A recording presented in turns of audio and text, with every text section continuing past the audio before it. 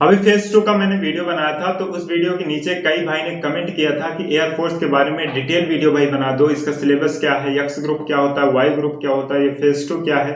तो डिटेल भी मैं इसी वीडियो में डिस्कस करने वाला हूं। तो चैनल पर नए हैं, चैनल को सब्सक्राइब कर लो। अगर आप प्रिपरेशन कर भी रहे हैं बीएसएफ, आरओआरएम, एयरफोर्स, नेवी, आर्मी और एनडीए की, तो आपके लिए चैनल हेल्पफुल होने वाला है। तो चैनल को जरूर सब्सक्राइब कर लो और वीडियो को पूरा देखो। तो चलो फिर शुरू करते हैं।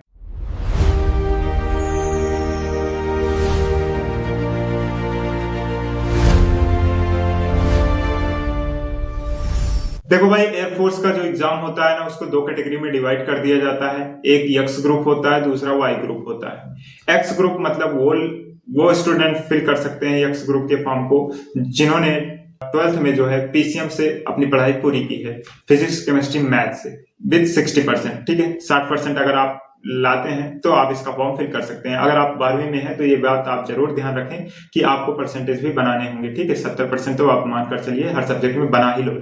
और फिर आपका आता है फिर दूसरा वाई ग्रुप। वाई ग्रुप में किसी भी स्ट्रीम से आपने पढ़ाई की हो, 60% आपका होना चाहिए, इंग्लिश में भी।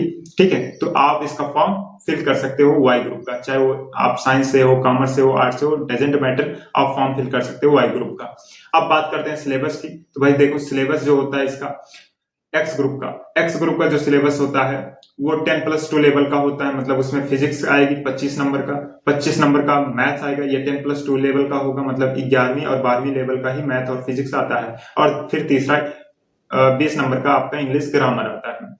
उसके बाद वाई ग्रुप की बात करते हैं, तो वाई ग्रुप में जो होगा वो 20 नंबर तो इंग्लिश का आता है, और दूसरा आता है रागा। रागा में जो होगा वो कंप्लीट मिलाकर 30 नंबर का होता है, जिसमें कुछ क्वेश्चंस रीजनिंग के रहेंगे, कुछ मैथ्स के रहेंगे, कुछ जीके जीएस के रहेंगे। ठीक है भाई, अब इस बात करते हैं प्रोफाइल, जॉब प्रोफाइल की, मतलब कौन कौन से काम करने पड़ते हैं। तो एक्स ग्रुप के लिए टेक्निकल वर्क जो होता है वो काम करना पड़ता है। टेक्निकल वर्क का मतलब क्या हुआ कि जैसे फाइटर जेट में फाइटर जो वायु विमान होते हैं उनके बारे में कोई टेक्निकल काम हो गया तो उसको आपको करना पड़ेगा, रिपेयरिंग उसकी करनी पड़ेगी।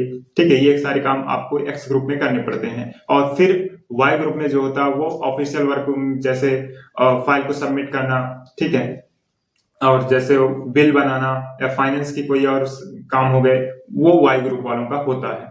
और इसके बाद बात करते हैं रिटेन की। तो देखो भाई, रिटेन जो होता है वो एक्स ग्रुप का 70 नंबर का होता है और वाई ग्रुप का 50 नंबर का होता है। इसको अगर आप क्लियर कर लेते हैं, रिटेन क्लियर कर लेते हैं, तो आपके लिए आपको फेज 2 के लिए बुलाया जाता है।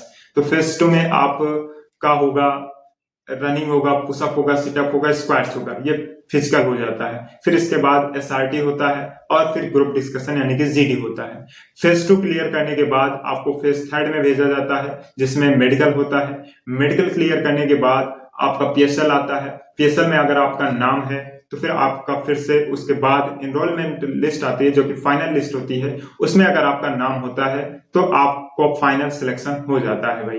ठीक है, उसके बाद आपको ट्रेनिंग के लिए भेज दिया जाता है। तो ये सारे डिटेल वीडियो मैंने इस पर बना दिया। एज लिमिट के बारे में अगर आप सोच रहे हो तो एज लिमिट 17.5 से 22.5 साल होती है, जो कि हर बार अगर फॉर्म निकलता है उसके साथ डीओबी दे दिया जाता है कि इतने डीओबी से इतने डीओबी तक आपकी डीओबी होनी चाहिए। ठीक है भाई, और अगर आपने इस साल का जो फॉर्म फिल किया है 2027 का, तो कमेंट जरूर करना। और अगर आप में से किसी ने भी बीएसएफ आरओआरएम का फिजिकल दिया है, जो कि जनवरी से अप्रैल तक हो रहा था, तो भी कमेंट करना किस टीचर से तैयारी करना है, सिलेबस में इंपॉर्टेंट जो टॉपिक्स हैं वो कौन कौन से आते हैं, मैंने कैसे क्लियर किया था, इन सब के बारे में अगर आप जानना चाहते हो तो कमेंट जरूर करना भाई।